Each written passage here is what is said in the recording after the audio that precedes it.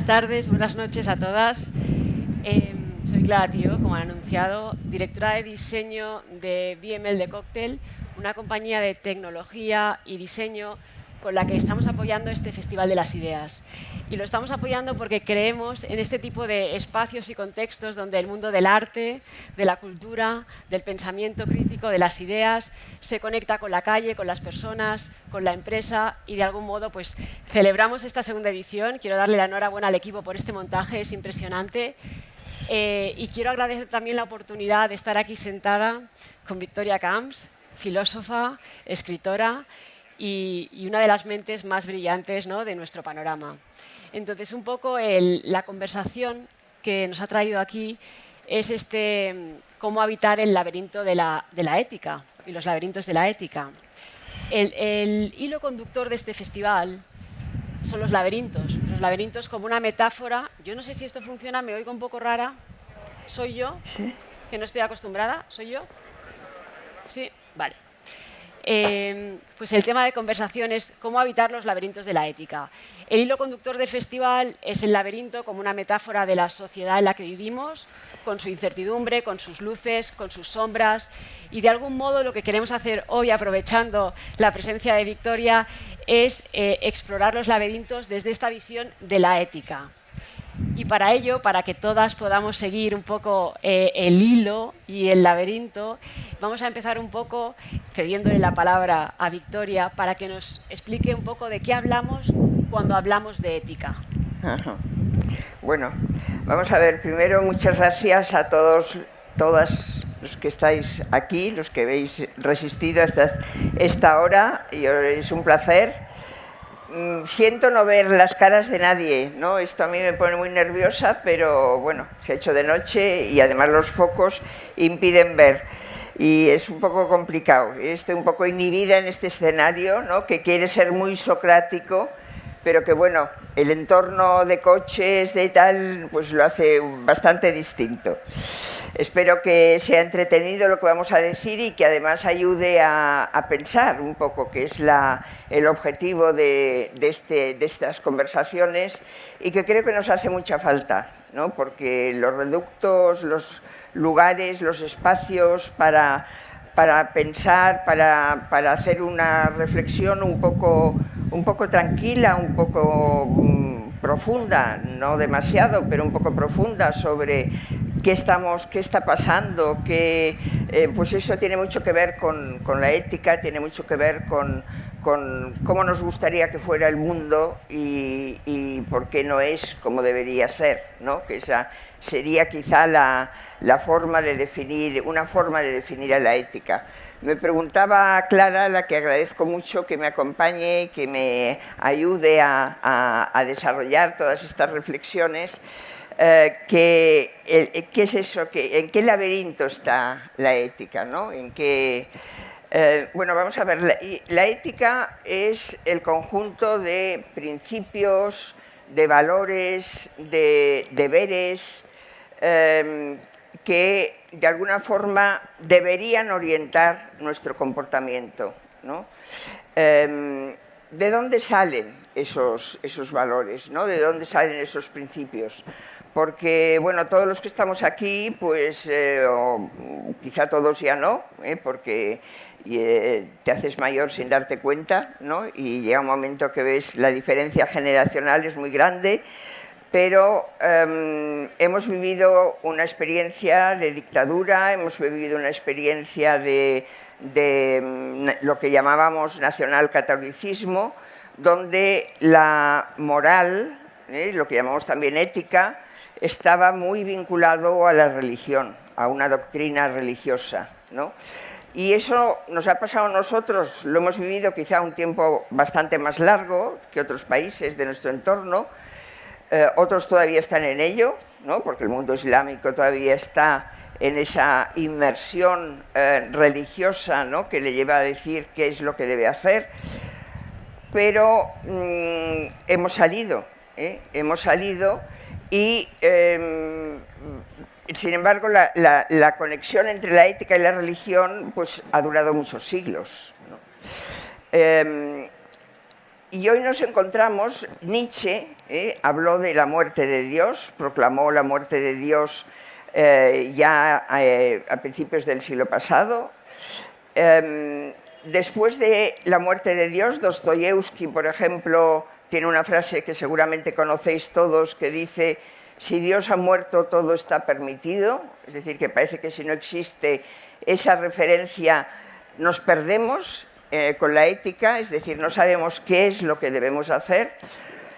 Lo que ocurre, de hecho, es que sí que tenemos un marco valorativo, ético, que, por ejemplo, está plasmado en los derechos humanos, ¿no?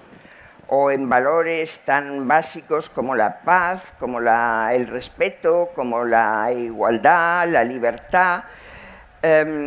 Pero esos valores son universales. Esos valores, decía Kant, Kant tiene una expresión, una cita muy conocida que dice: hay dos cosas que producen en el ánimo una gran admiración y respeto. El cielo estrellado, hoy no está estrellado, pero bueno, el cielo estrellado sobre mi cabeza y la ley moral en mi corazón, ¿no? O sea, el cielo estrellado me da la sensación de que no soy nadie, de que soy una cosa minúscula frente a la inmensidad del universo. En mi corazón existe la ley moral, ¿no? Y eso yo creo que es cierto, ¿no? Existe esa conciencia de que hay cosas que están bien y hay cosas que están mal. Hay cosas que se deberían hacer y hay cosas que no se deberían hacer. Otra cosa es lo que deseamos, las tendencias, los impulsos que nos llevan a hacer aquello que no se debería hacer muchas veces. Pero ese marco de principios, de valores, de deberes, de virtudes, eso existe en el ser humano. También una cita, y no me alargo más, ¿no?, para que me puedas seguir preguntando, una cita de Pico de la Mirándola, que se llama, es un gran poema que tiene, que se llama Oración sobre la dignidad del hombre. Dice una cosa que a mí me va muy bien, ¿no?, para explicar qué es esto de la ética. Dice: Dios no ha hecho al hombre ni ángel ni demonio, es decir, no lo ha hecho ni bueno ni malo en principio. Así como los animales están como predeterminados a actuar de una forma o de otra por instinto, el ser humano no. El ser humano puede escoger cómo vivir. Y al escogerlo se enaltece o se degrada. Esa es una forma también de definir a la ética, ¿no? Yo ahora no puedo preguntar porque, aunque pregunte, no veo si levantáis la mano, si no la levantáis, si contestáis.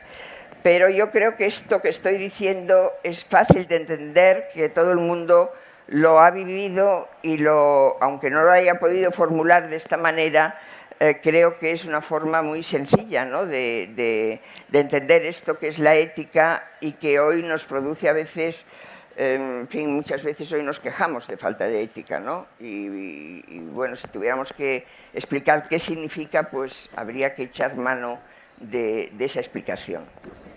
Muy bien. Yo creo que iba a ir por cuáles serían, ¿no?, los laberintos éticos de nuestro tiempo, pero me voy a ir por otro lado, porque hay una cosa que no he contado al inicio de la presentación.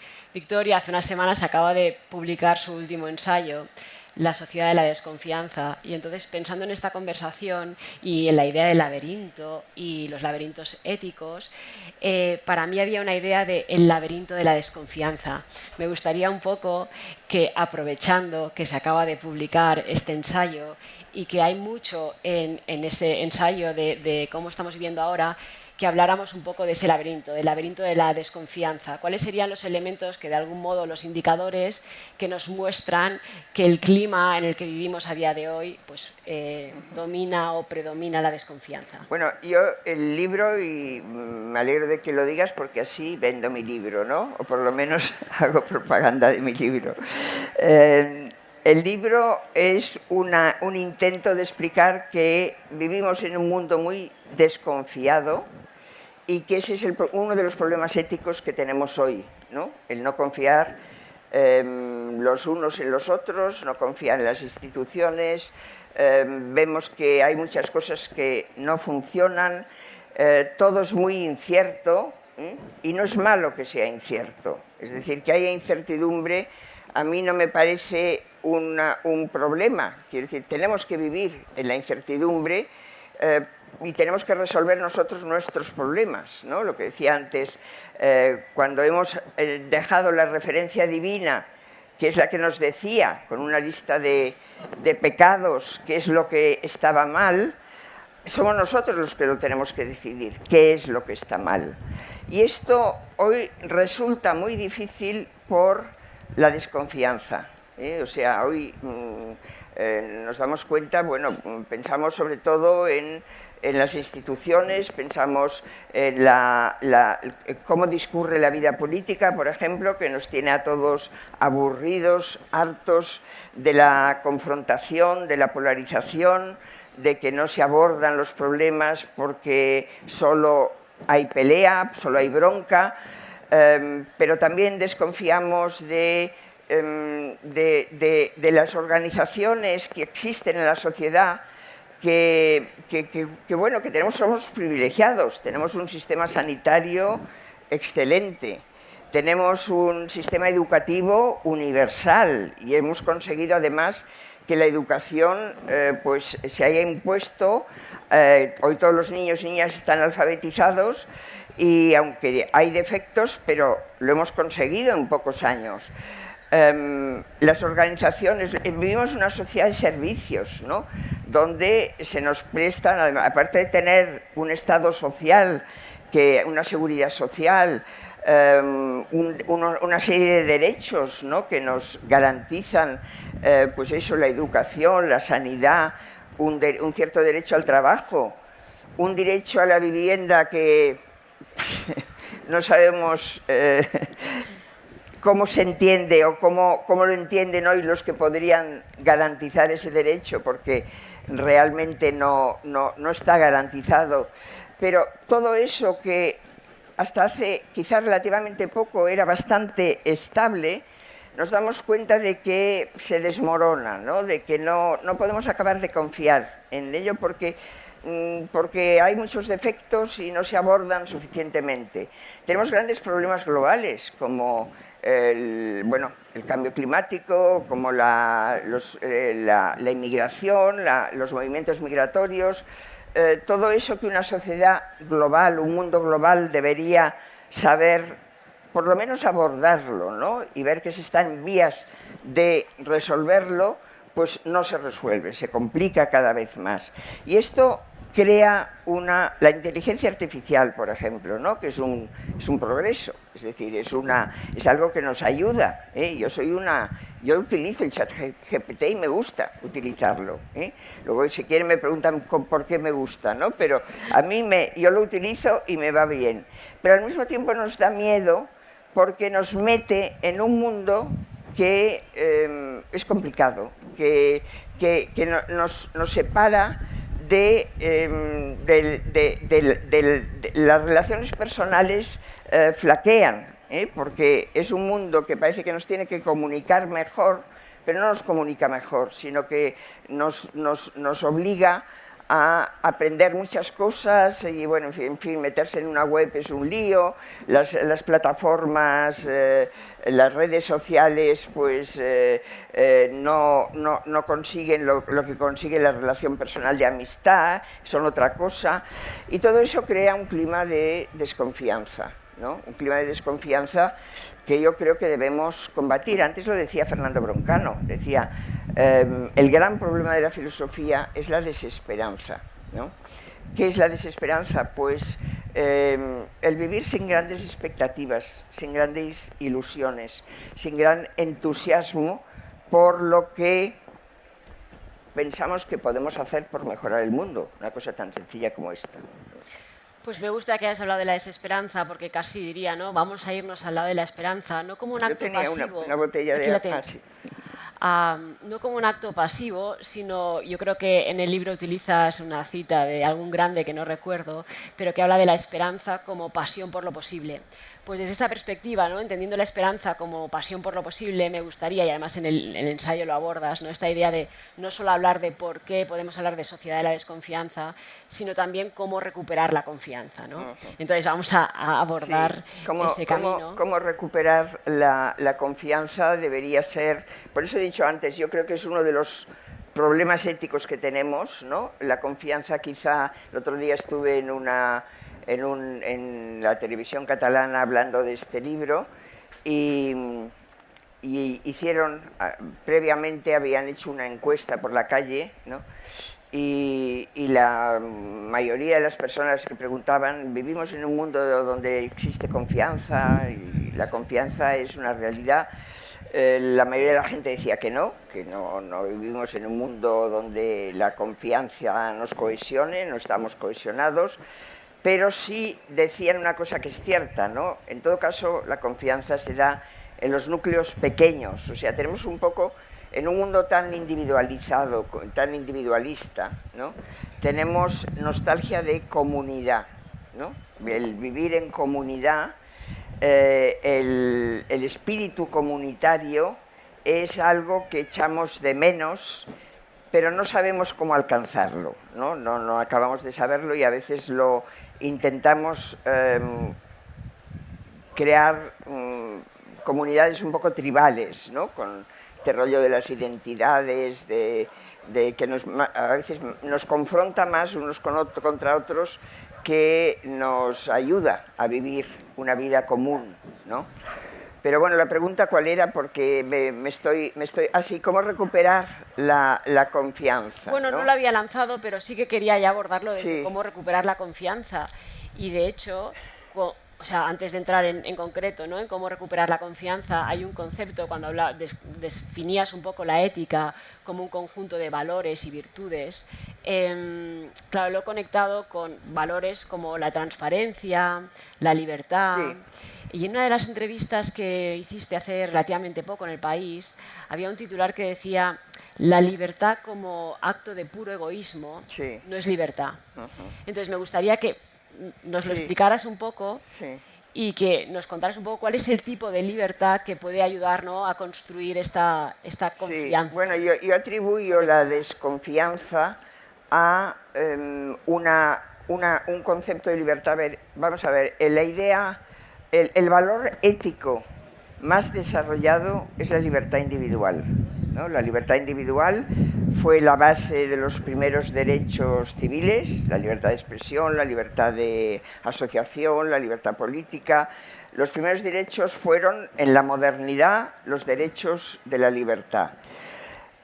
Y poner al individuo en el centro, es decir, la persona es dueña de su vida y puede hacer con su vida lo que quiera, dentro de los límites de la ley, ¿no?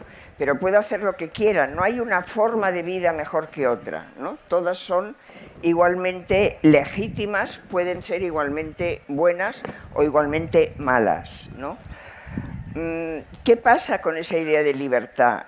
Que el mundo económico que nos rodea, el mundo capitalista, la sociedad de consumo, nos ha fomentado una forma de entender la libertad como el satisfacer cualquier deseo.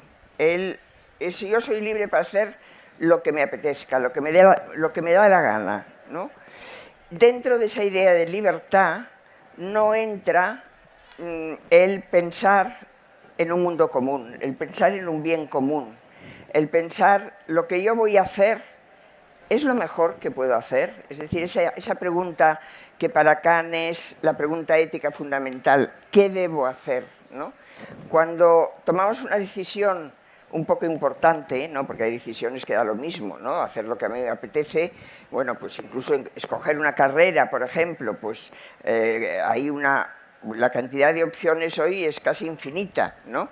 Da igual escoger ingeniería o escoger medicina o escoger, depende, cada cual lo que le guste y lo que le sea dado poder escoger, ¿no? Porque hay mucha gente que no puede escoger. Y ese es otro problema ético también. Pero hay momentos en la vida en que hay que tomar decisiones complicadas, decisiones difíciles, ¿no?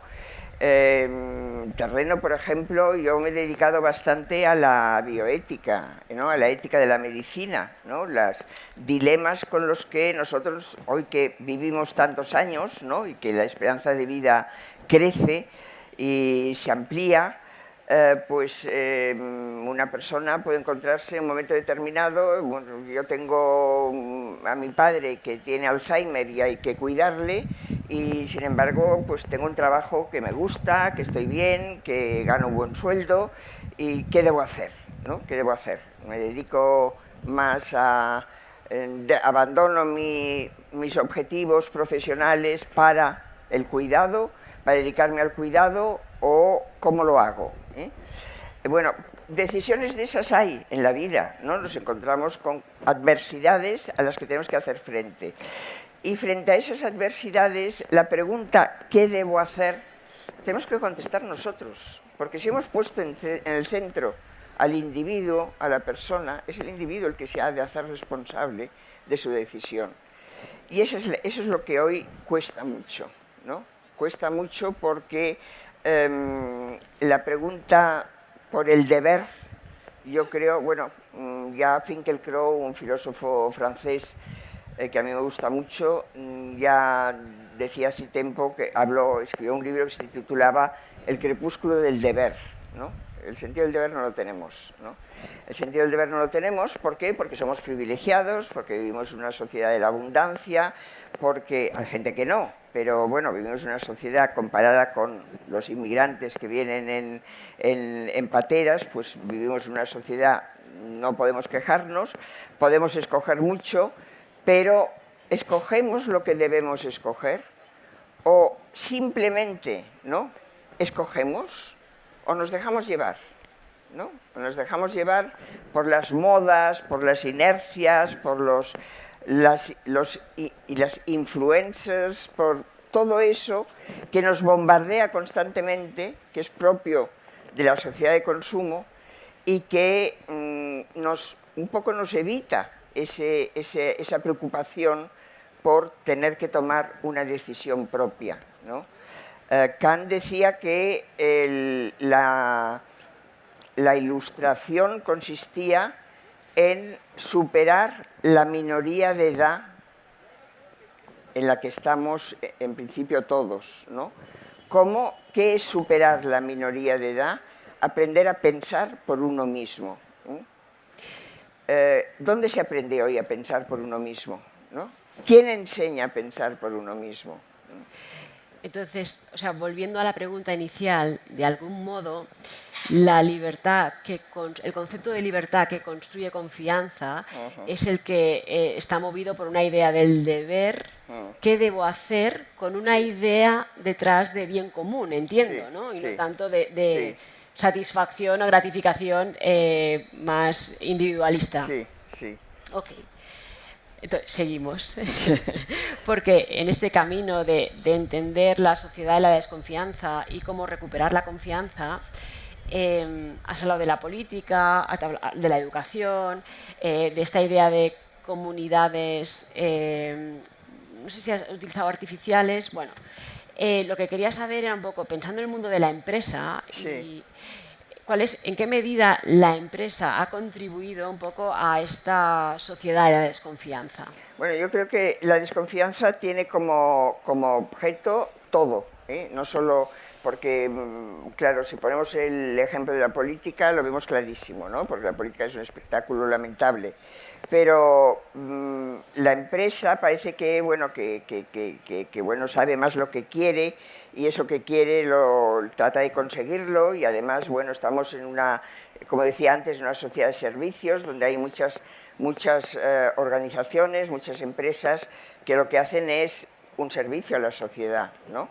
Aunque busquen su propio beneficio, pero un servicio a la sociedad.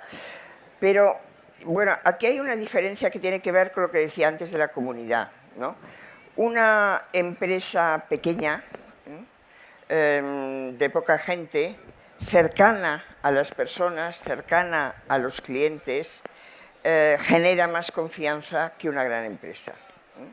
Pensemos en las grandes, o sea, si preguntara ahora, seguramente todo el mundo estaría pensando los bancos, las telefónicas, las eléctricas, esas empresas que es tan difícil acceder a ellas y es tan difícil entender lo que están haciendo y poniéndolo a nuestro servicio muchas veces, ¿no? Porque cada vez estamos como más distantes, ¿no? Yo creo que una de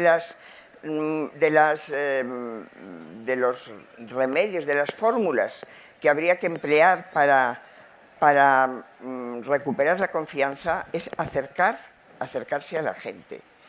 Y fíjense que acercarse a la gente es un eslogan de todas las grandes organizaciones. Trabajamos para las personas, todo el mundo lo dice, ¿no? Pero luego tú llamas a una compañía eléctrica, te sale una máquina, ¿no? Si quiere una factura, pulse 1, si quiere cambiar la domiciliación, pulse 2, es decir, te hace una serie de preguntas que no es lo que tú quieres. Al ver que tú estás diciendo no contestas, tal, te dicen, bueno, le pasaremos a un operador. Y entonces sale una voz que dice, todos nuestros operadores están ocupados, llame en otro momento. Con lo cual, no podemos hablar con la empresa, no podemos quejarnos, no podemos preguntar, no podemos relacionarnos, ¿no? Y eso, digo, pasa con las grandes multinacionales, con las grandes organizaciones. Pasa también con la administración pública. Pasa un poco también, empieza a pasar con el sistema sanitario, ¿no? Que todo el tema de la pandemia que introdujo una serie de elementos que parecía que podían facilitar la relación entre las personas, no la facilitan. La cita previa no facilita la relación. Es un lío más, ¿eh? Es un engorro más. Entonces, ¿cuál sería una de las primeras obligaciones, deberes de las instituciones, de las organizaciones? El acercamiento a las personas, ¿no? Yo creo que hoy nos quejamos mucho de que, sobre todo en las grandes ciudades, los comercios locales, bueno, ahora están los paquis, ¿no? Los paquis, los supers, los supermercados esos que tienen abiertos toda la mañana y toda la noche y que por lo tanto siempre están al servicio de la gente, pobres, ¿no? Pero nos quejamos de lo que antes se llamaba colmados, por ejemplo, ¿no? Que era un servicio que no existía el supermercado cuando yo era niña, ¿no? Era el supermercado fue el Corte Inglés, el primer gran... Pero entonces la relación era muy personal, ¿no? Esa relación personal se ha perdido, ¿no? Entonces, pensando un poco en cómo estas grandes instituciones, la empresa, hablabas de la administración pública, cómo puede trabajar para recuperar esa confianza, y pensamos en los principios éticos que podrían incorporar, ¿no?, estos grandes agentes, ¿el acercamiento a las personas sería un principio ético? El acercamiento y el respeto, porque yo creo que se trata de respetar a las personas, ¿no? El otro día estaba en un comité de un banco, no digo cuál es, pero bueno, un gran banco, que ha estado, y me parece una buena idea, si funciona, ha estado formando a sus empleados para que traten bien a la gente, y sobre todo traten bien a la gente mayor. Traten bien a la gente mayor y no la traten como no la infantilicen, ¿no? Porque eso ocurre, ¿no? Es decir, vas a un banco y, bueno, quiero entrar en la web, en la aplicación del banco, y te dice el empleado, démelo que yo se lo hago, ¿no? Bueno, démelo que yo se lo hago, no, enséñeme a hacerlo, ¿no? ayúdeme, ¿no? Claro, todo eso necesita tiempo, ¿eh? Necesita dedicación al otro, ¿eh? Pero es algo que echamos de menos cada vez más, ¿no? Como echamos de menos un lenguaje que entendamos, ¿no? Eso hay que achacárselo mucho a la administración pública, que tiene un lenguaje excesivamente jurídico, donde, bueno, te llega un papel que dice providencia de apremio. ¿Qué quiere decir? ¿Eh? Es una multa. La gente se confundía, en un ayuntamiento se dieron cuenta que confundía las subvenciones con las multas. No entendía. Entonces, claro, todo eso hay que hacer un esfuerzo. Hemos encumbrado como un valor importante la transparencia, ¿no? Eso también es transparencia, ¿no? Es hablar claro, ¿eh? Es hablar claro y no hacer unos contratos que nadie lee porque no se pueden leer. Y además, como no se pueden leer, pues entonces los firmas con miedo porque dicen, bueno, aquí se me está colando algo que no entiendo, ¿sí? Porque nadie me lo explica. De hecho, la transparencia es uno de los valores también que hablas, ¿no? A la hora de desmenuzar esta sociedad de la desconfianza. Pero, curiosamente, la transparencia podría parecer como un valor que contribuye, ¿no?, a la cercanía y a la confianza, pero no es exactamente así, ¿no?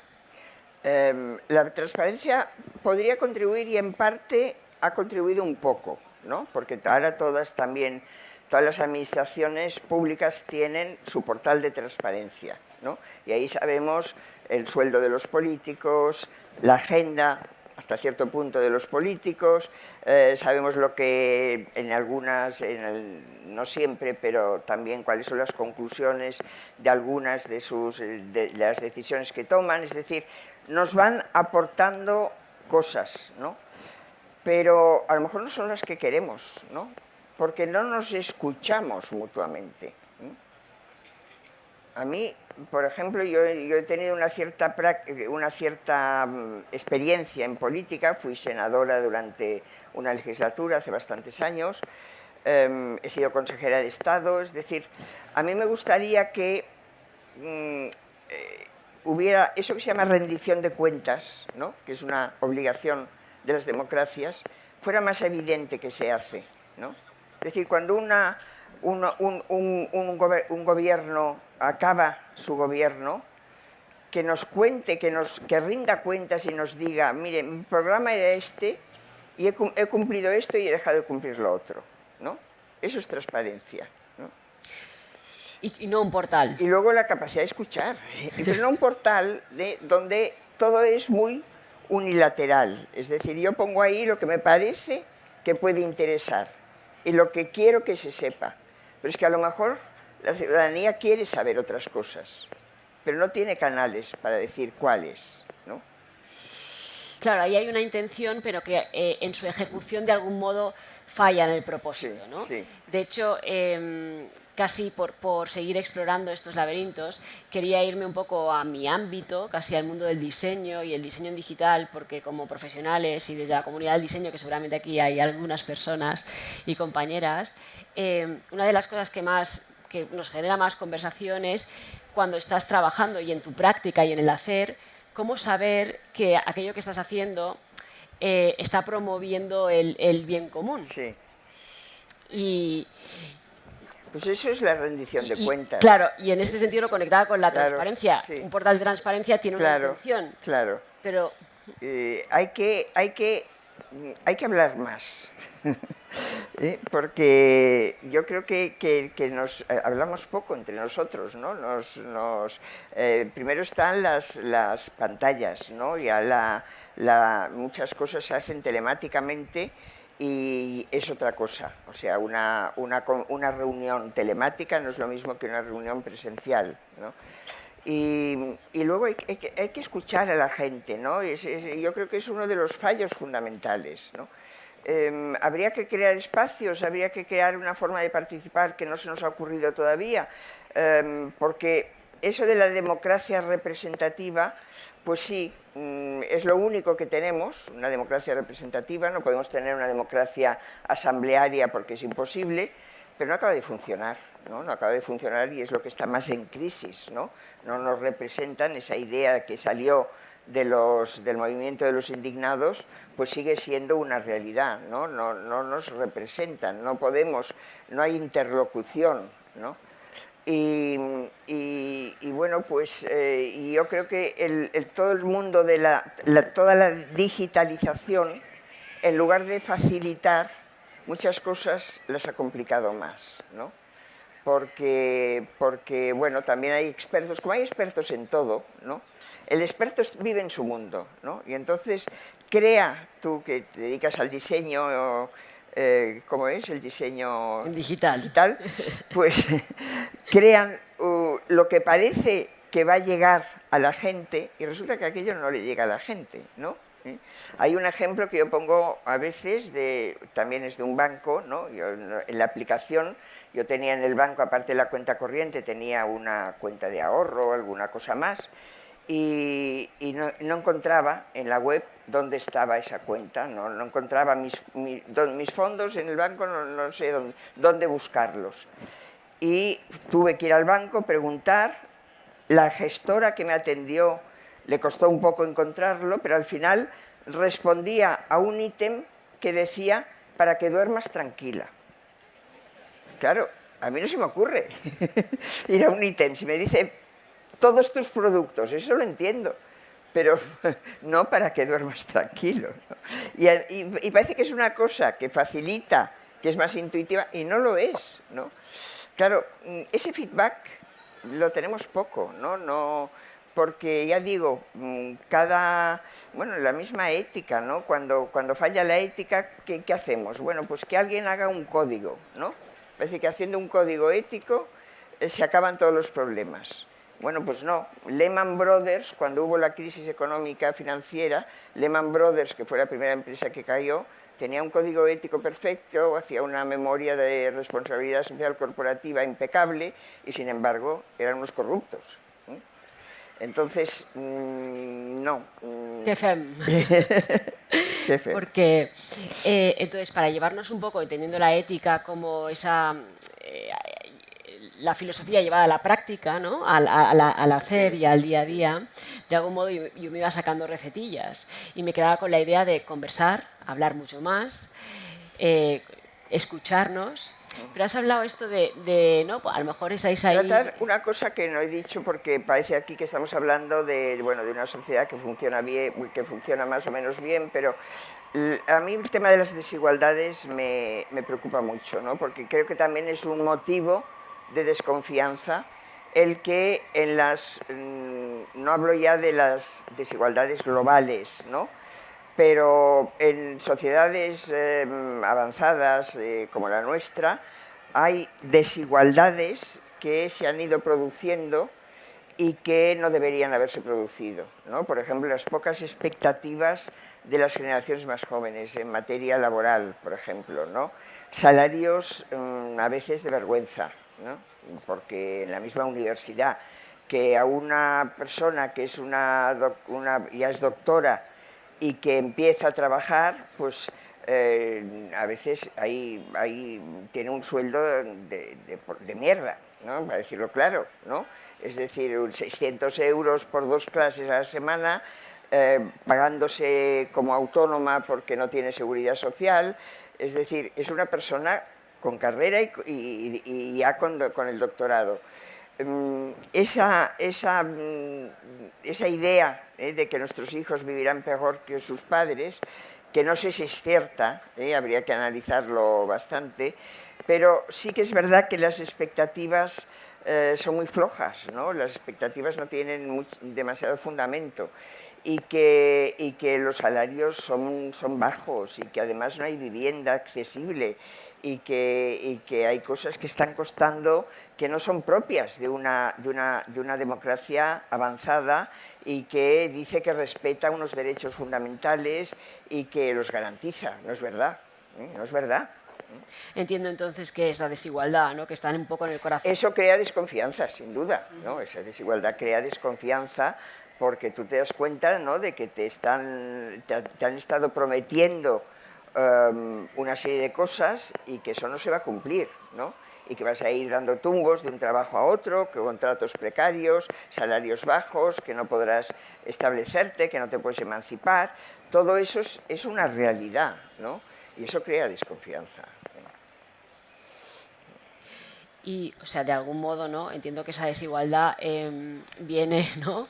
Está en la raíz del sistema. Entonces, ¿cómo puede la ética, ¿no? Y esta necesidad de incorporar una visión de bien común ayudar un poco en ese camino a recuperar la confianza? Claro, social? Primero hay que tomar conciencia, ¿no? De que ahí hay un problema que tenemos que hay un problema que podemos resolver a largo plazo, porque no son problemas que se resuelvan de un día para otro, pero podemos resolverlo, hay muchas cosas que podemos resolver y que es una responsabilidad colectiva, yo diría. Es decir, que si hablamos de un problema ético... No, el mercado no va a tener la capacidad. No, el mercado no hace nada ético. Es decir, el mercado sí promueve la libertad de mercado y eso ha sido un valor y es un valor. La eficiencia es un valor, es decir, la eficiencia que busca el mercado y el mercado, pues, en cierto modo, pues está dando lo que el cliente espera, ¿no? Un fabricante de coches pues procura que los coches funcionen, ¿no? Porque si no dejará de poder vender los coches que quiere vender. Por lo tanto, en ese sentido el mercado funciona, pero no redistribuye la riqueza el mercado, ni regula los salarios, ni eso parece que se regula solo y se regula muy mal, ¿no? Porque esas desigualdades, esa élite que gana unos salarios desmesurados, pues esa es una realidad que no se debería poder permitir. Claro, la pregunta es, ¿qué se hace para no permitirlo? Tampoco se puede prohibir, ¿no? Porque, bueno, la libertad, ya digo, la libertad es el valor fundamental, la libertad individual. Pero, bueno, pues con muchos impuestos, por ejemplo, ¿no? Es decir, hay maneras, ¿no? Y ha habido épocas en la sociedad donde ha habido esa esperanza, ¿no? Yo creo que la época que siguió a la Segunda Guerra Mundial, el siglo fue horroroso, pero la época donde, cuando se creó el Estado de Bienestar y cuando se aprobó la Declaración Universal de Derechos Humanos del año 1948, hubo unos años, pocos, pero unos años, en que hubo un sentido en la justicia social bastante establecido, ¿no? Gracias a los socialismos, en fin, gracias a una serie de factores, pero que fue un momento, Tony Judt lo dice muy bien, ¿no? Fue un momento glorioso de la humanidad, ¿no? De conseguir una serie de progreso, un progreso que todavía vivimos de él, y que no deberíamos perder, por lo menos no perderlo, si no sabemos mejorarlo.